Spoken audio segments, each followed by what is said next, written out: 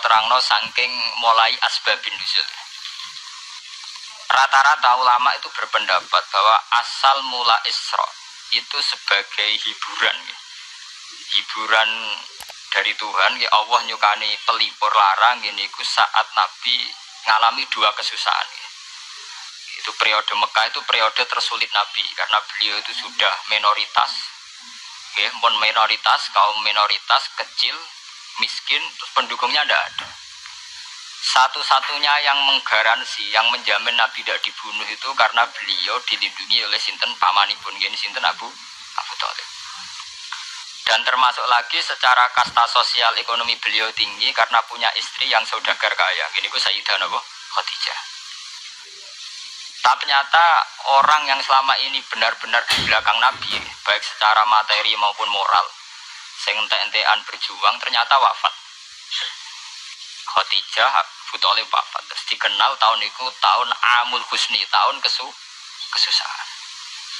Sudah gitu niki sing termasuk ilmiah nggih, ilmiah. Sudah gitu secara ilmiah psikologis kejiwaan Nabi terguncang. Niki rungokno tenan niki ngaji. Terguncang itu karena secara mitos nggih, keyakinane tiyang Arab niku pun kadung kedikte embek keyakinan yang ditanamkan ulama-ulama Yahudi dan Nasrani. Nggih, kula baleni malih nggih. Kafir Mekah itu orang-orang bodoh, orang-orang enggak terpelajar. Mereka itu punya satu mitos, satu keyakinan yang ditanamkan oleh tokoh-tokoh intelektual Yahudi maupun Nasrani. Apa keyakinan itu? Bahwa kenabian itu yang paling mungkin kalau orang itu dari turunan Bani Israel.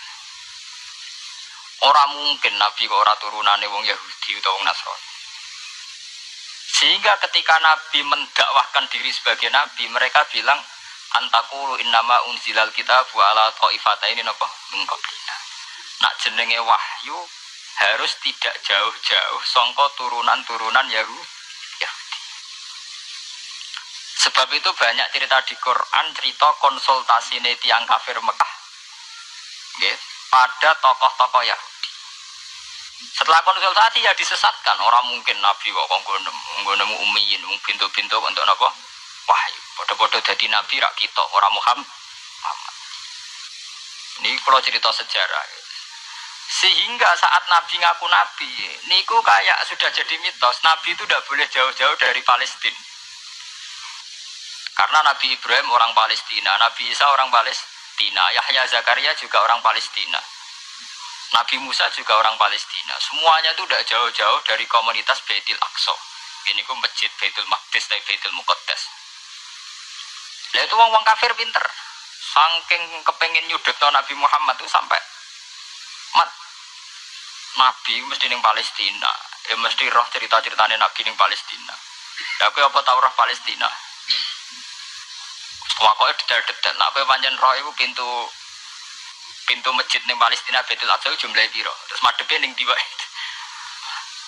Jadi bahwa Nabi ngeklaim diri sebagai Nabi yang bisa membaca malakutas samawati, baca alam-alam gaib. Niku dites nek iso tenan saiki aku takok jumlahe pintu Baitul Maqdis piro.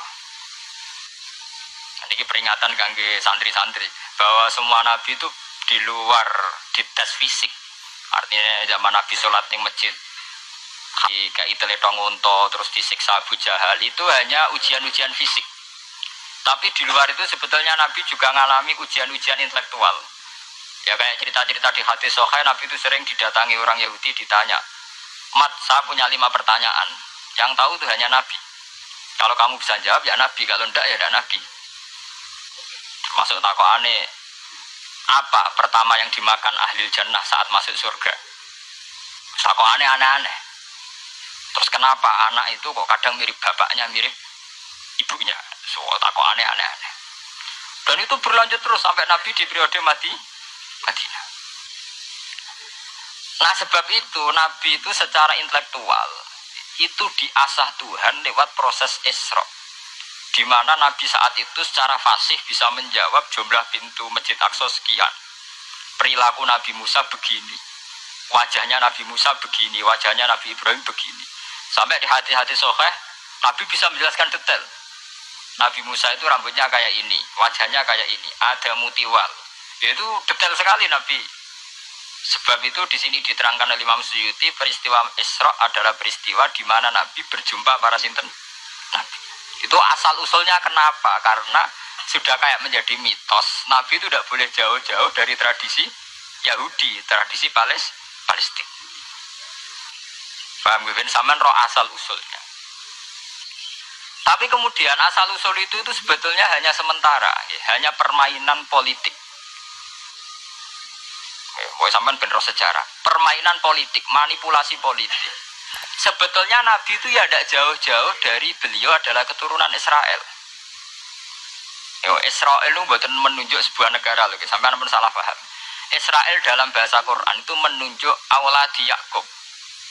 Israel menjadi negara kan baru kemarin setelah diberi kemerdekaan Inggris, paham ya? Israel sebagai negara kan baru apa?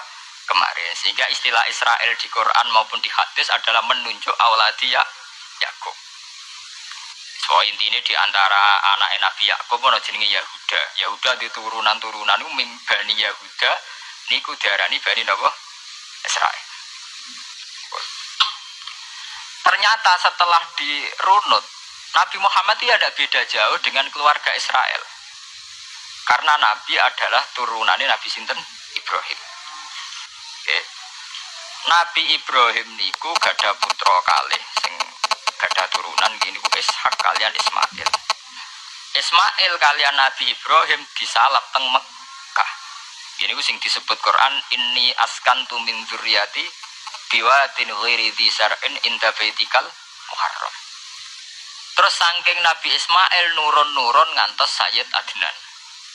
Ya, mulane nak teng berjanji disebut wa adnanu bila raibin inda dzabil ulumin nasabiyah ila dzabihi Ismail nisbatuhu wa muntama.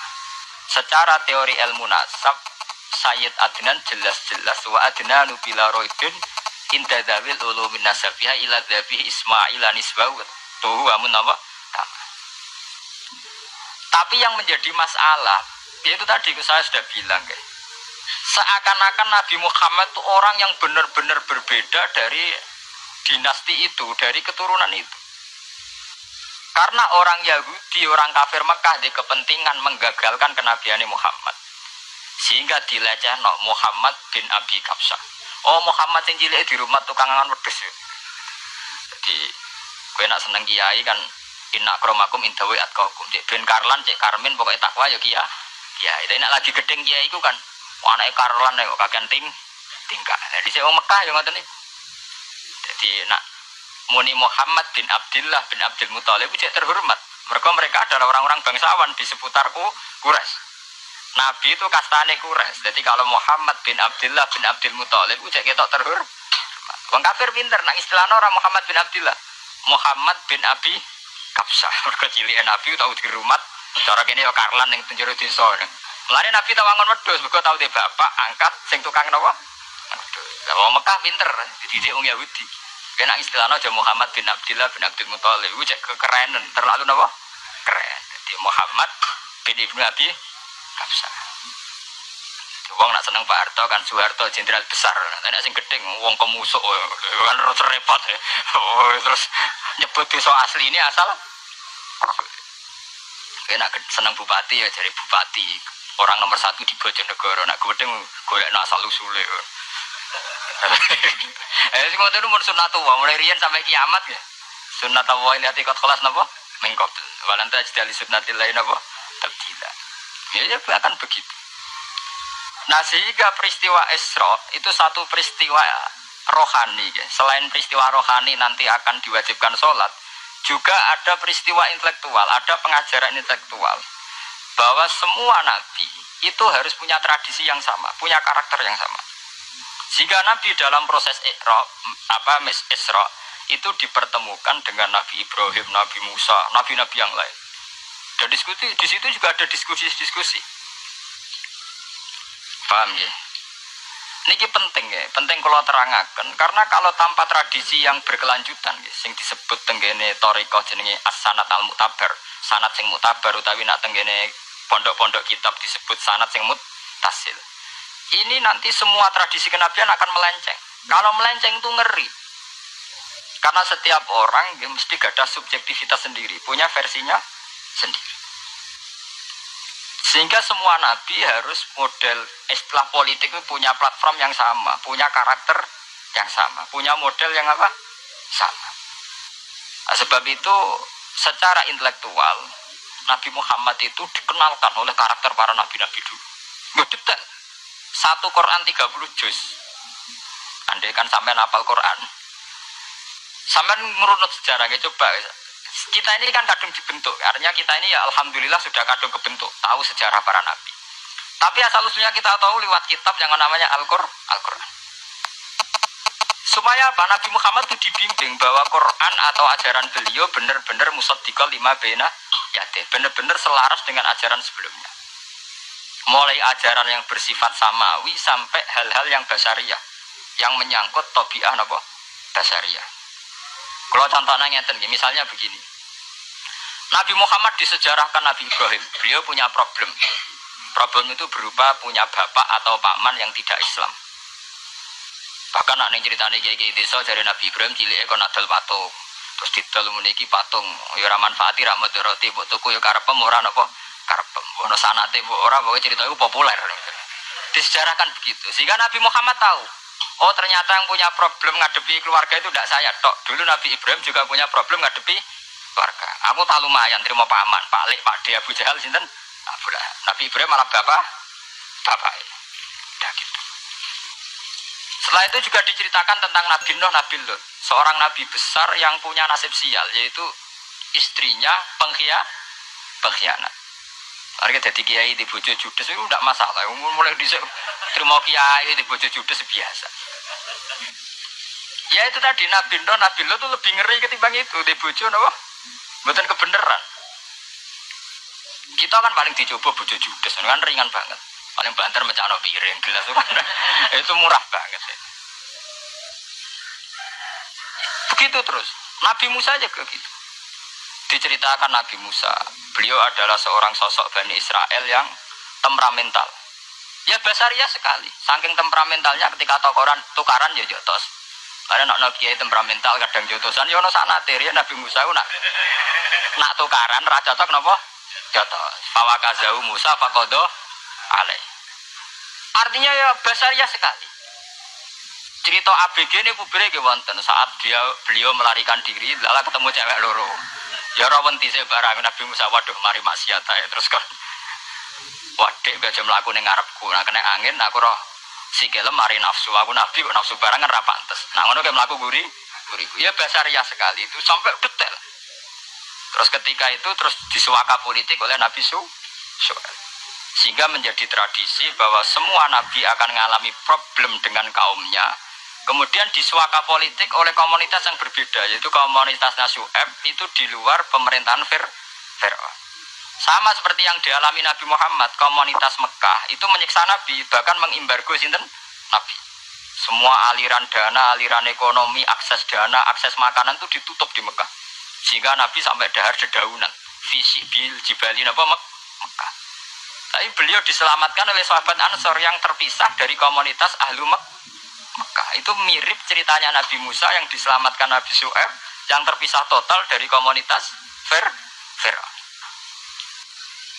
Ini penting kalau ulang kembali sehingga karakter-karakter kenabian itu tidak rubah. Karakternya sama. Sehingga setelah kita mengenali karakter para nabi, kita mudah sekali mengenali nabi palsu. Paham ya? Makanya kalau nabi palsu paling seneng musodek, ketara palsune. Lah sing repot sing ora ketara, mergo jenenge Ahmad. Ahmad bin Muhammad tak mirip. Mulane nek kowe dijeneng supaya ora ngaku nabi jenengno Kartolo. Mergo nek Ahmad bin Gulam ra jenenge Ahmad. Ana terkenal nabi nek ora jenenge Muhammad utawa napa? Ahmad. Mulane Ahmad bin Gulam pas ngaku nabi pengaruhnya gede mergo mirip.